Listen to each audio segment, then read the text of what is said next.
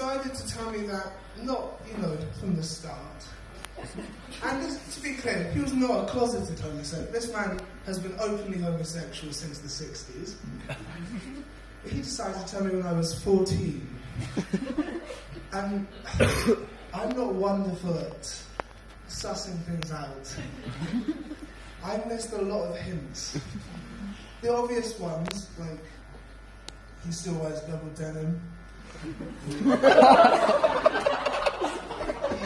His gym is the original YMCA. All of his male friends are gay. Now those are the obvious ones. I missed quite a significant one when I was 13, about a year before he informed me.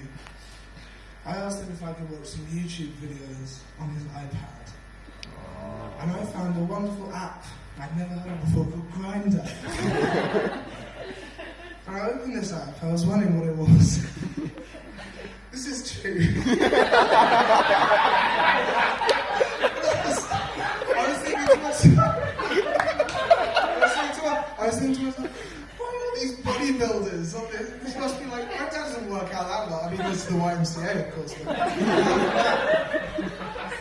And they had all these weird categories in their profiles. Like, why did it say? I was wondering, why did it say on every profile, whether someone is HIV positive or negative? I should specify that my dad does not have AIDS as far as I'm aware. I never asked. But, and then he told me, and I was like, my friend Grindr on your iPad, you slag.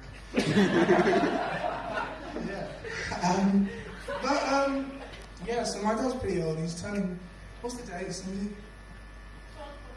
Yeah, he's turning 70 in like 7 days. He's elderly. So he's a good example of how, you can be gay and still really quite prejudiced. Because he says awful things all the time.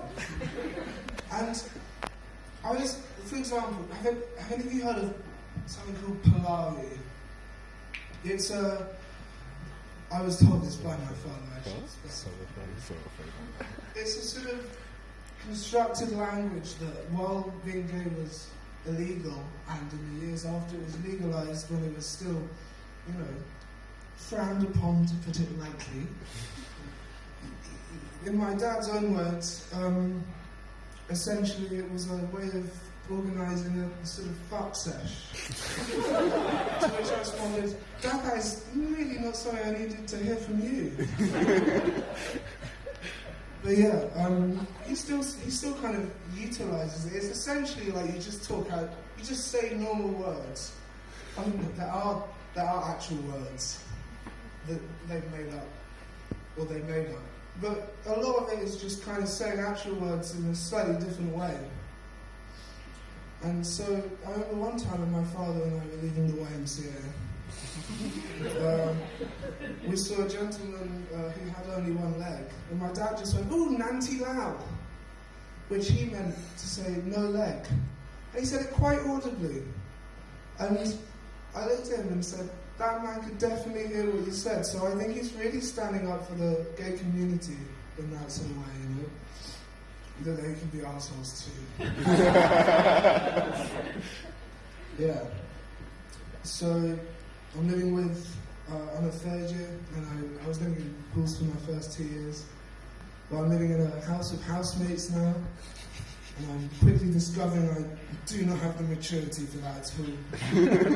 Because when I hear my dear chum and his girlfriend copulate, and I should say, I asked if it was okay for me to say this beforehand.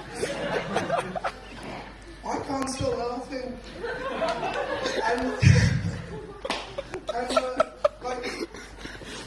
And they're really, really loud guys. And they started putting on music. They start because I go downstairs and they're like, they look fucking glass They started putting on music, and it's really bad music as well. So now I just spend the time time, trying to, I just lie in bed and listen to some new music I haven't listened to before and cry. Yeah, but, I was thinking I'll get back at them by having lots of really loud sex myself. I don't think it would take a genius to assume why that might be an issue.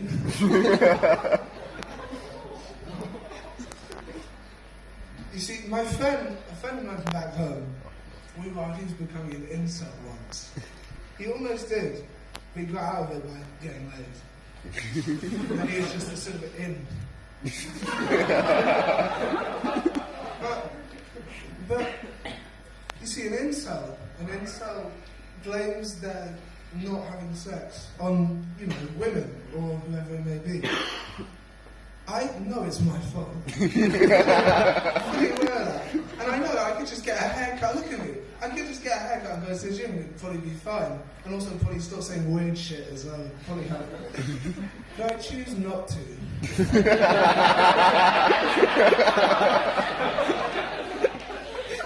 I wasn't even meant to be joking.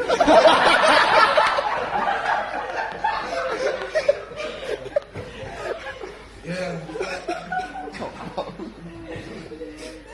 That's all I got. Thanks, guys.